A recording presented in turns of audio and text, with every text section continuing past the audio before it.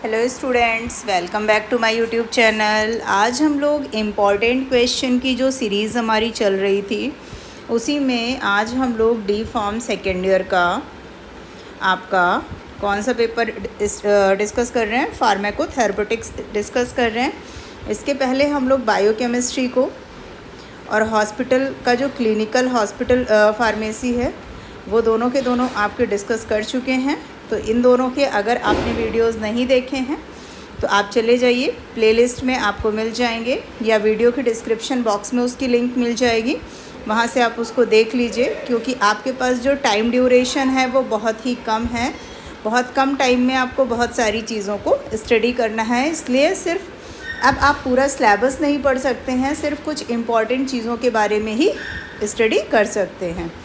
चलिए देखते हैं यूनिट नंबर फर्स्ट के कुछ इम्पॉर्टेंट क्वेश्चन। फर्स्ट क्वेश्चन है right down the rational use of medicine. तो इसमें आपको मेडिसिन के जो रेशनल यूज़ होते हैं उसके बारे में बताना है। नेक्स्ट क्वेश्चन है हमारा right down the standard treatment guidance, जिसको शॉर्ट फॉर्म में STG भी बोला जाता है, एंड एविडेंस बेस्ड मेडिसिन। तो इसमें आपको स्टैंडर्ड ट्रीटमेंट गाइडेंस जो होता है STG उसके बारे में बताना है, और इसके अलावा एविडेंस बेस्ड मेडिसिन के बारे में आपको बताना है। ठीक है, तो ये थे आपके यूनिट नंबर फर्स्ट के इम्पॉर्टेंट क्वेश्चन। अब बात करते हैं यूनिट नंबर 2। तो यूनिट नंबर 2 जो आपकी थेरेपेटिक्स की है वो सेशन में डिवाइड है। तो फर्स्ट सेशन जो है सेशन A, उसमें फर्स्ट क्वेश्चन है आपका right down the definition aetiology pathogenesis of hypertension. तो इसमें आपको डेफिनीशन और एटियोलॉजी बतानी है और उसकी पैथोजेनेसिस जो होती है वो बतानी है हाइपरटेंशन की, कि हाइपरटेंशन किस तरीके से होता है, क्या क्या चीज़ें वो बताना है आपको सारा। नेक्स्ट क्वेश्चन है congestive heart failure with its definition aetiopathogenesis clinical manifestations and para management. तो यहाँ पे आपको हार्ट फेलियर के डिटेल पूरा देना है कि हार्ट फेलियर में कॉन्जेस्टिव हार्ट फेलियर जो होता है उसके बारे में पूरी डिटेल देनी है। नेक्स्ट है हमारा हाइपर लिपिडेमिया का फुल डिटेल यहाँ पे आपको देना है कि हाइपर लिपिडेमिया होता क्या है उसके बारे में बताना है। नेक्स्ट है हमारा इसी का सेक्शन B। तो जो सेक्शन B है उसका फर्स्ट इम्पॉर्टेंट क्वेश्चन है right down the detail of COPD with aetiology pathogenesis symptoms and management. तो यहाँ पे आपको COPD का जो है, तो यहाँ पे आपको COPD का पूरा एटियोलॉजी, उसके क्या क्या सिम्टम्स होते हैं, कैसे कैसे उसके मतलब फाइंड किया जाता है, उसका क्या ट्रीटमेंट है, कैसे उसको मैनेजमेंट किया जाता है, वो सारी चीज़ें बतानी है आपको। नेक्स्ट में क्वेश्चन आपका ऑलमोस्ट सिमिलर ही है, बस चेंज हो गया है आपका अस्थमा। तो यहाँ पे आपको write down the asthma with definition aetiopathogenesis and its management. तो इसमें भी वही है कि यहाँ पे आपको दो चीज़ें पढ़नी है, या तो COPD पढ़ लीजिए या तो अस्थमा के बारे में पूछा जाएगा।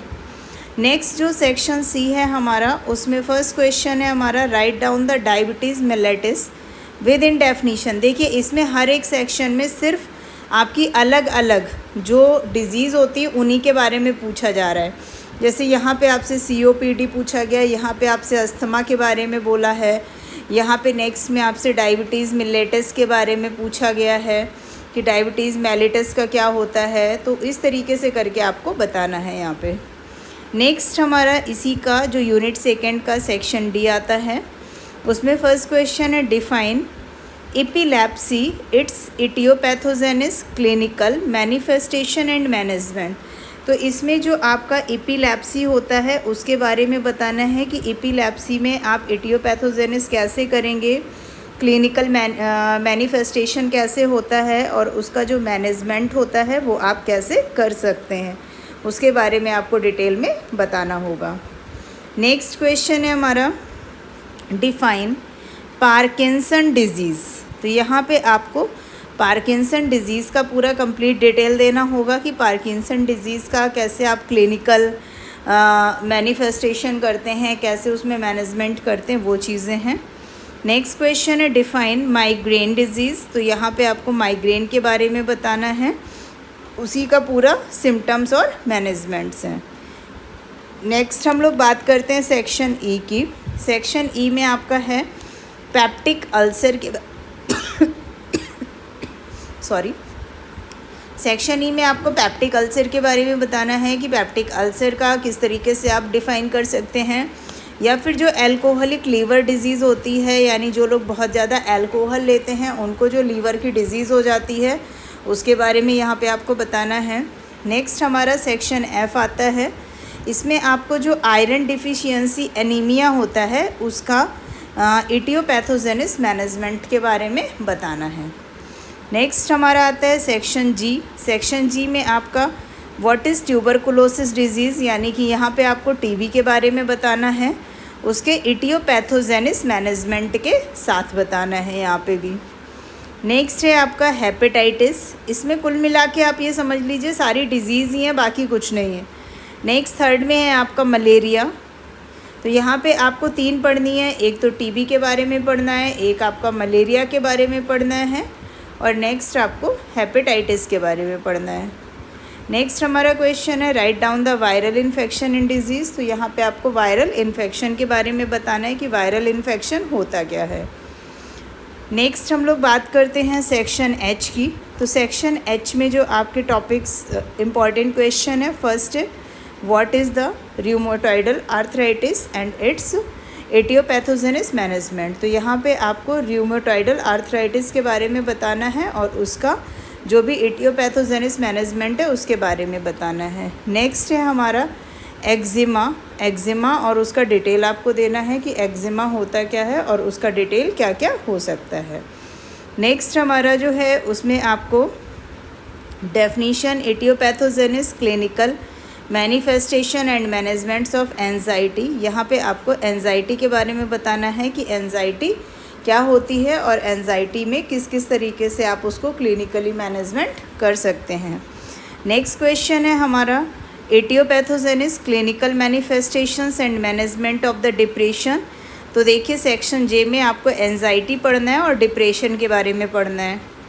नेक्स्ट जो सेक्शन के आपका आता है इसमें आपको ग्लूकोमा के बारे में पढ़ना है। ग्लूकोमा आइज़ में होने वाली एक डिज़ीज़ होती है जिससे आँखों में इन्फेक्शन हो जाता है।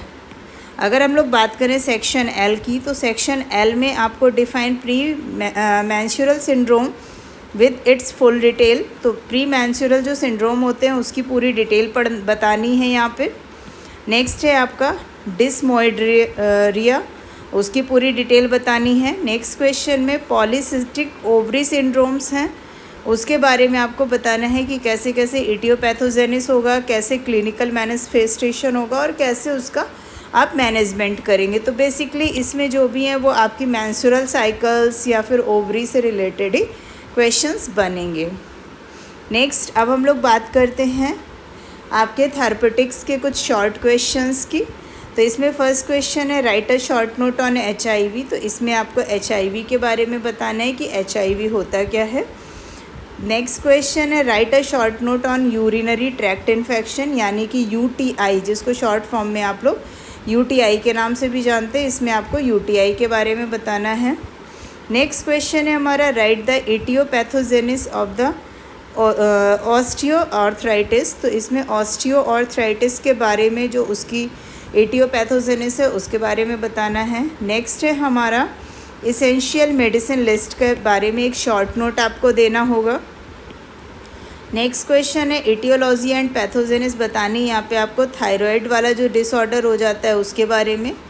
नेक्स्ट है हमारा स्ट्रोक पे आपको एक शॉर्ट नोट लिखना होगा यहाँ पे। और लास्ट क्वेश्चन है अल्जाइमर डिजीज़ के बारे में। अल्जाइमर डिजीज़ के बारे में आपको यहाँ बताना है।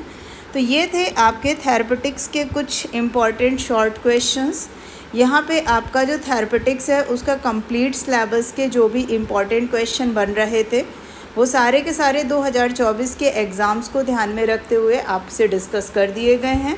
अगर किसी भी क्वेश्चन में आपकी कोई भी क्वेरी है या कुछ नहीं समझ में आता है तो आप उसको कमेंट सेक्शन पे जाके कमेंट करके पूछ सकते हैं। वीडियो पसंद आए तो वीडियो को लाइक करें, अपने सारे फार्मेसी दोस्तों के साथ सारे ग्रुप्स में शेयर करें और ऐसे ही और भी वीडियोस देखने के लिए चैनल को सब्सक्राइब करना और बेल आइकन को प्रेस करना बिल्कुल भी ना भूलें। Thanks for watching.